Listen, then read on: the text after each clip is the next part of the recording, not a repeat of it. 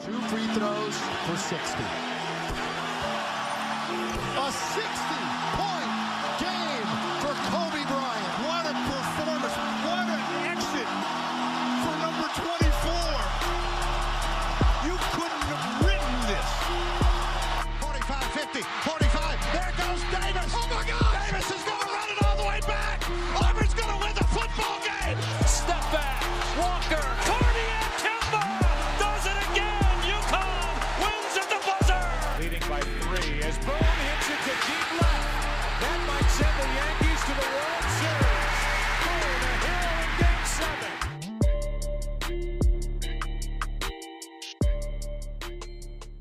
Hey everybody, welcome to episode 10 of the Aspire podcast, where we aspire to inspire you.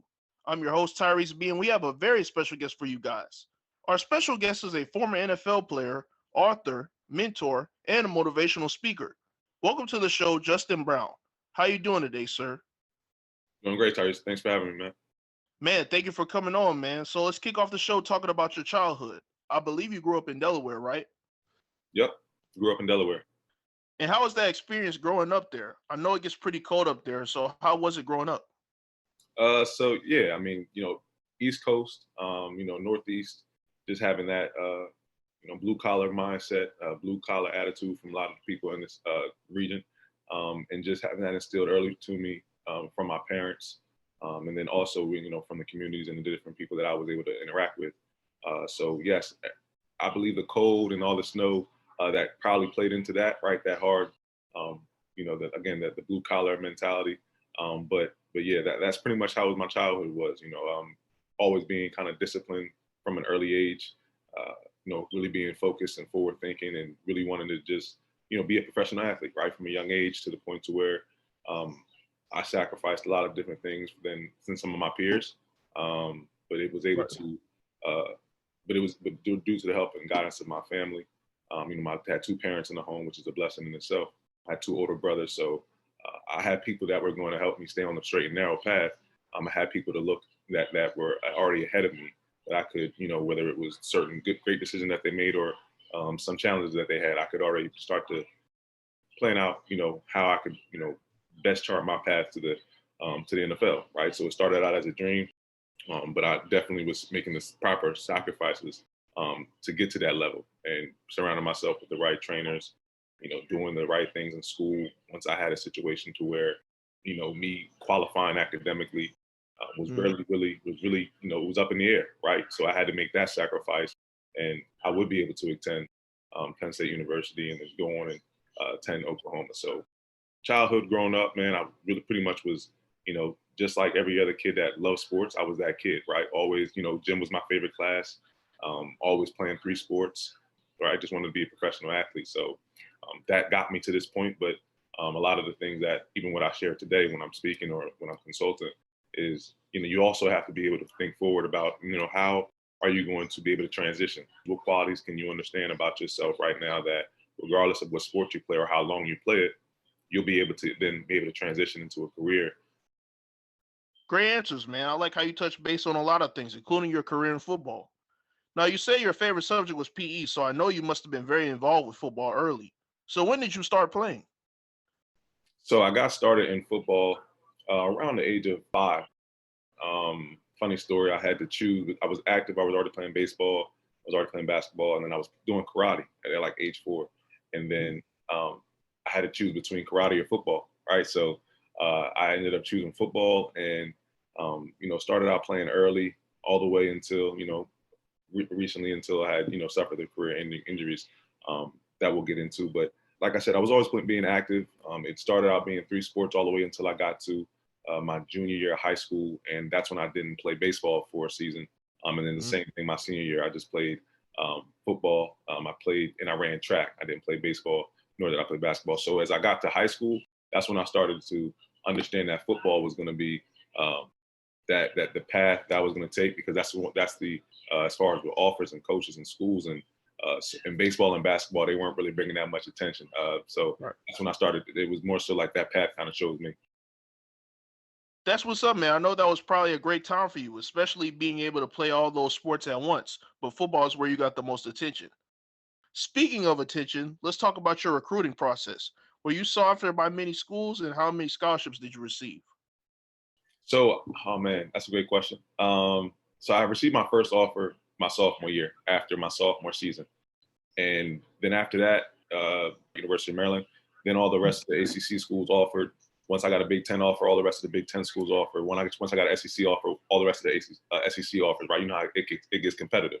So by the end of it, I'll say that I had probably well over 40 offers. It dwindled down to my top three were Oregon, Rutgers, and Penn State. So that's where it came down to. And I literally just dwindled it down to that, those three, because those were the three schools that actually showed that they were going to really be patient with me. They were going to wait until I was comfortable to make my decision. Even some of them were even saying that I could wait until after signing day. So they were never pressuring me. They showed that they were writing handwritten letters, right? I'm not even sure. I mean, they might still do that now, but everything is so social media driven.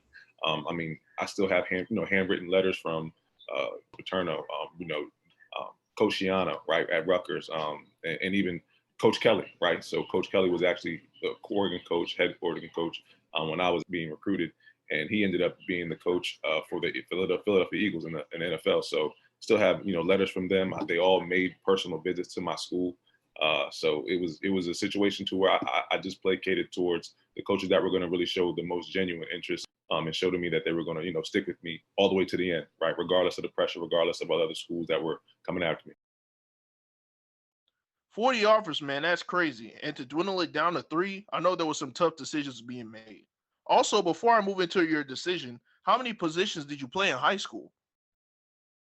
So in high school, I played receiver, I played defensive back, and I was punter, punt returner, kick returner. So pretty much I was all over the field pretty much. And then once I got to college, it was just receiver and punt returner, and then the same thing in the NFL. Sounds great. So like you said, you went on to play wide receiver in college where you committed to Penn State. What was it about Penn State that made you believe that it was the right choice for you? Great question. So I felt as though Penn State was the right choice at the time, because they were one of the schools that had a lot of receivers leaving. They had all four of their starters were leaving. They all had gotten drafted. They all had, gotten drafted fairly high, or at least gotten drafted, right? So that was definitely something that was eye-opening to me, the opportunity to play early. The academics were going to be there. I already knew that I was going to be able to have the support, which I was going to need coming out of high school, like I mentioned earlier. I was going to need that support academically to make sure that I did graduate in about 3.5 years and stayed on track to, have an opportunity to play at the next level without having to go back. That played a big part into it. Of course, you're going to play big time football in the Big Ten, playing the atmosphere, like we spoke on, the atmosphere, playing in front of 110,000 every single weekend, and then going on the road and even playing in some different atmospheres like the Big House, right, or at Ohio State, right, or certain different atmospheres that even when you're away, you're going to be playing big football. So a lot of that, everything just kind of tied into it. I mean, and also the stability, right? Rutgers and in Oregon, right, with Chip Kelly and Greg Schiano, they both those coaches, they left. They would have left if I would have went to those schools. I would have already been in a coaching change. So that was something that I actually had to deal with a little bit later at Penn State, unprecedented, but that was something that was definitely meant a lot to me too, making sure that the people that were there were actually going to stay there, and actually were going to be with me throughout my career. So that was probably one of the main things those were a few of the main things that stuck out to me about making my decision to go to Penn State, and the fact that it was about 3 hours away. Great, man. All those sound like good things to factor in when making a decision like that.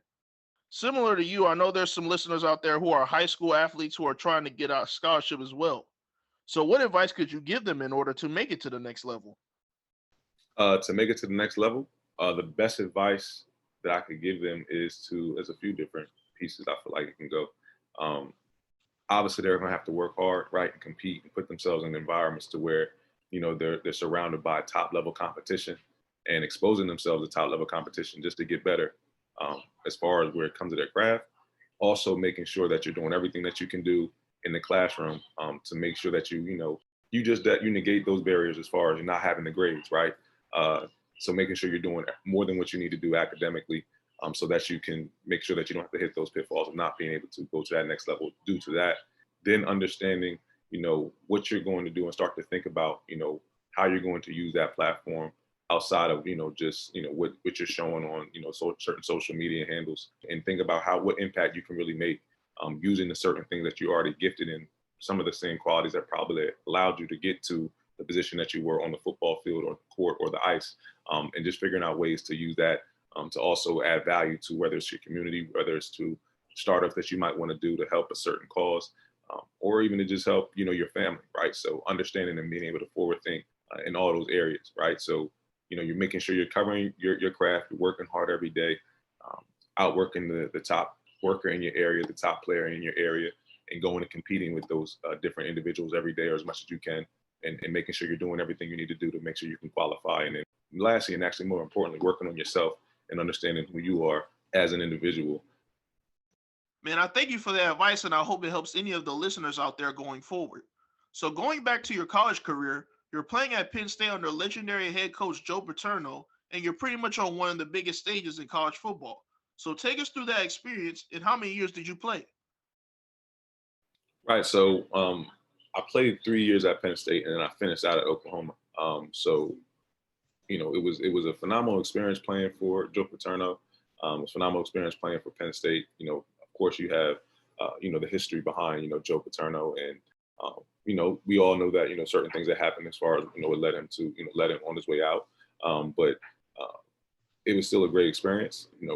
The fact that he was always about success with honor, bringing forward the fact that you are supposed to hold yourself to high standards on the field, right? Making sure that you're doing what you need to do in the classroom and in the community, and just making sure that you're doing what you need to do outside of the football field, right? It did, like I said, there were certain things that led to me having to transfer.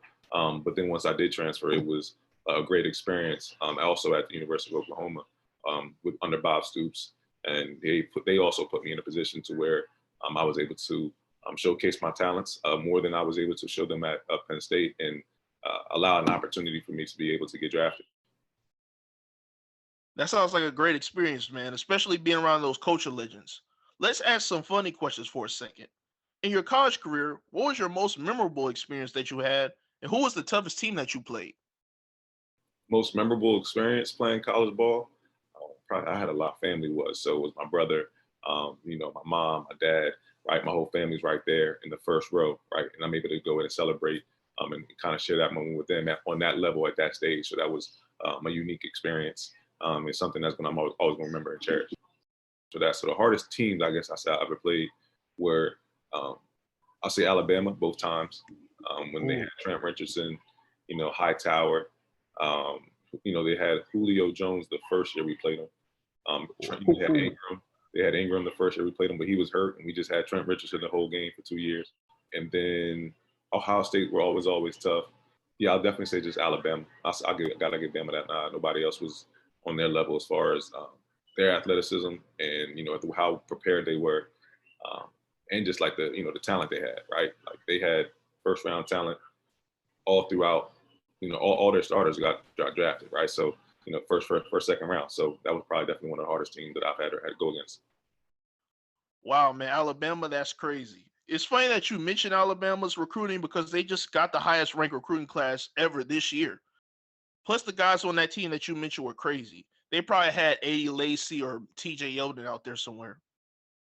I had left before they came, but they had Trent Richardson. Yeah. Trent Richardson was Ingram's backup my sophomore year.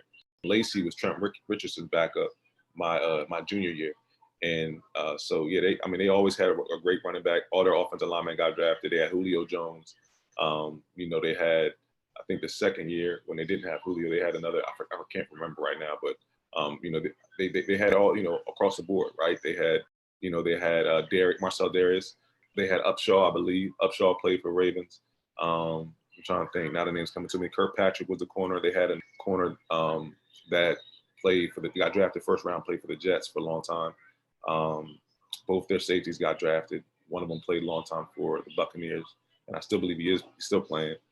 So they just, all across the board, you were playing against first round talent. So when they came up to us, we were competitive. We offensively, we were moving the ball from the 20 to 20, but we weren't finding ways to get 7 points, right? And so with them, eventually they're going to figure out a way to get touchdowns.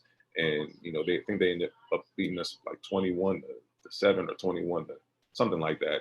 it was like, you know, I mean, it was a different score than how it was, but they still found a way to win in a good environment. You know, we gave them our best shot, and you know, that's why they're Bama. You know, they found a way to win. We had a great defense that year as well, both years, but we had a great defense my junior year. But you know, we still weren't able to put points on the board, you know, going against their defense. So I mean, like that's why I would definitely say Bama was definitely one of the hardest teams I played in college. Man, I can believe it, man. Bama is just a powerhouse. They just got talent, like you said, across the board. You know, Coaching. Saban and all of his assistants ended up being, you know, their head coaches in their own right now across the nation or at the next level, or you know what I mean. So all their assistant coaches, he does a great job recruiting other high level coaches, right? That they'd rather come and sit underneath Nick Saban and learn. That's also something that people don't really, you know, give him enough credit for. that's 100% true. Most of his staff goes from coordinators to head coaches in the SEC, so that just shows how good of a job Nick Saban has done over there. So, Justin, once your 4 years were done, you declare for the draft. Everyone dreams of their name getting called on draft day, and I believe you got the chance to hear your name, right? Yes. Yep. Absolutely. In the 6th round. Great, man. So take us through that moment when you got drafted, and who were you drafted by? So I was out in a studio, you know, out in my apartment right outside of Philly. And, you know, I didn't get invited to the combine. I had a pretty good pro day. I had a real good quarterback in Landry Jones, right? We had Kenny Stills was also coming out that year. He was a junior that year. He was coming out. So we had a lot of other good players. Some are just still playing in the league today. So a lot of scouts. And I was able to have a real crisp pro day. You know, ran in the 4.5s, you know, tested it well in other areas. I ran real clean routes, didn't drop anything. And like I said, I didn't get invited to the combine, but didn't get invited to Senior Bowl or the East-West Shrine game. I got invited to some form of a Senior Bowl. I think it was Texas versus the Nation game, and I want to say it was in Texas. So I did get invited to that, which were a place where scouts were.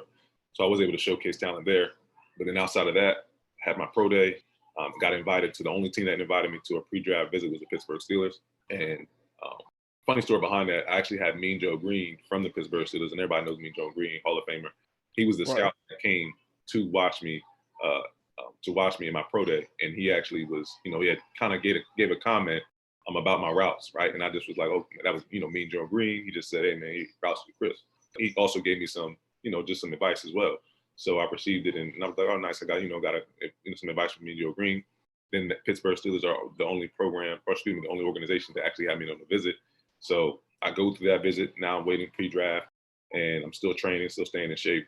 Wasn't expected to get drafted high, or especially not even expected to get drafted at all, since I did not get invited to the combine, and a lot of agents fell off, and I was able to at least, you know, have a good pro day. And on draft day, I had that feeling like I didn't want to watch it, right? At this time, I'm thinking a lot more negative than positive, to be honest with you. So really didn't have, you know, I was just, you know, just not thinking that it was going to work out, to be completely transparent. And, you know, I'm waiting, and I get a call at the end of the draft. I wasn't even watching it really. And at the end of the draft, I was getting a call. I think Dallas had called me, and they said, you know, they were like, hey, you know, we're thinking about drafting you. And this is around, like, I think the late rounds.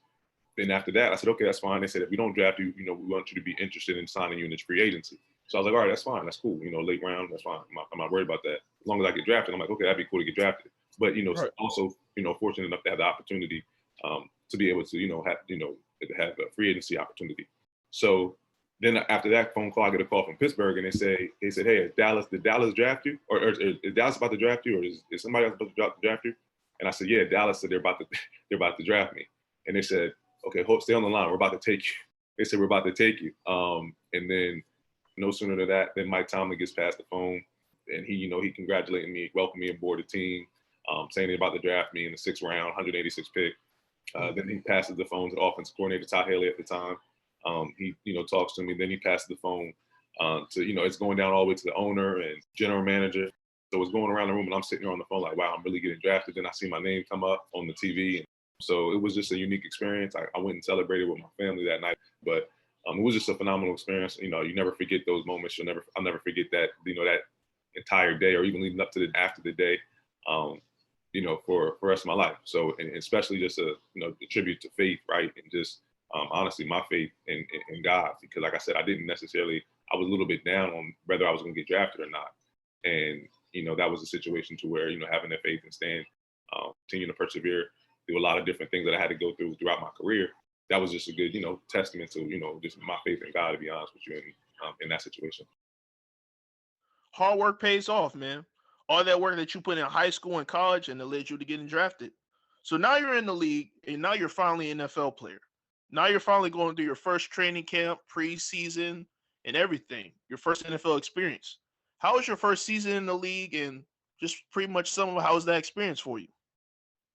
It was, eye opening. I mean, you're handling a lot, right? You're handling being a rookie. You're handling new city. You're handling just the different type of work ethic that you're gonna have to bring and the responsibilities. So you're by yourself. You're no longer somebody's waking you up, telling you what to do. But it was definitely an adjustment that had to be made. More so on the football field, it was a real big adjustment. You have D linemen and linebackers at your speed now, and you have savvy veterans that you're going against that have been in the league for 6, 7, 8+ years. But it was a great environment. It challenged you to be your best every day. It challenged you to really just narrow in and focus on what was at hand. Whatever it was, just a meeting at the time, or the practice coming up, or something, whatever it was involved with that day, and making sure that you could win the day. So it was a lot of different qualities that you had to learn and make adjustments to quick. But I mean, it still was a pretty good season for me. I didn't necessarily make active my first year, but it was a lot of learning experiences, just continuing to work hard and push through different challenges, working through the practice squad, getting reps in with the ones, and just having to stay ready, right? Having to stay ready to be able to get called up and play, and also making sure that you can continue to put good film on, good things on film as you're going and competing against, the ones. Wow, man, that sounds like a lot to handle, especially balancing all those things such as film and extra reps. Plus, it doesn't help that the average career for an NFL player now is about 2 years, right? Nevertheless, how long was your tenure in the NFL, and did you happen to play for any other leagues such as the CFL? How long did you play for?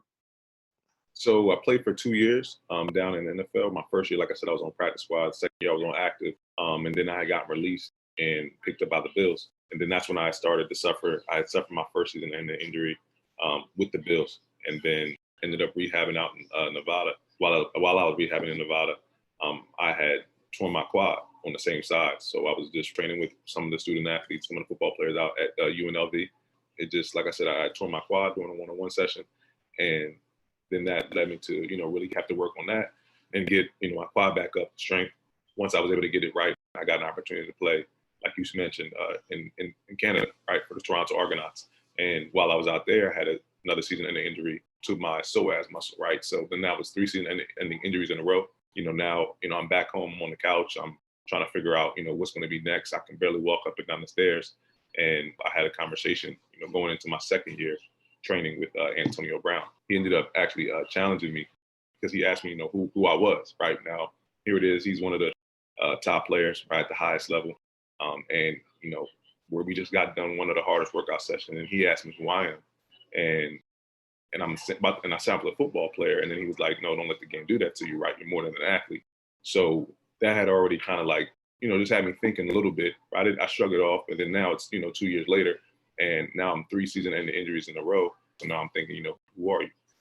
That whole conversation is starting to, replay itself in my head. So thankfully, I was able to run across, a mentor that I still, meet with this day, a local business owner who pretty much challenged me. He told me to, find out the same qualities and traits that allowed you to get to the highest level.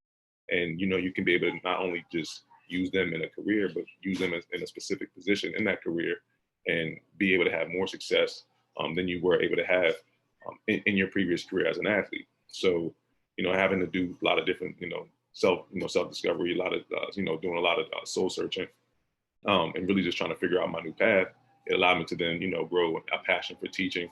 I picked up a substitute position, and I was also coaching and training at the time. So that grew me in a lane to where I wanted to teach. I wanted to pass down knowledge, but not necessarily in a traditional setting. So we go out and we speak, and we consult with student athletes and coaches right at the high school and college level and vary just that, right? Sharing my story and the experience of, making sure that you can understand your identity before you have to reach that transition. So we go out and we perform it like we spoke of in my book, the D.I.V.E Playbook, to which I talk about defining who you are, investing in yourself, of course, academically, athletically, and then adding value, right, through your strength, through your talents, and then executing.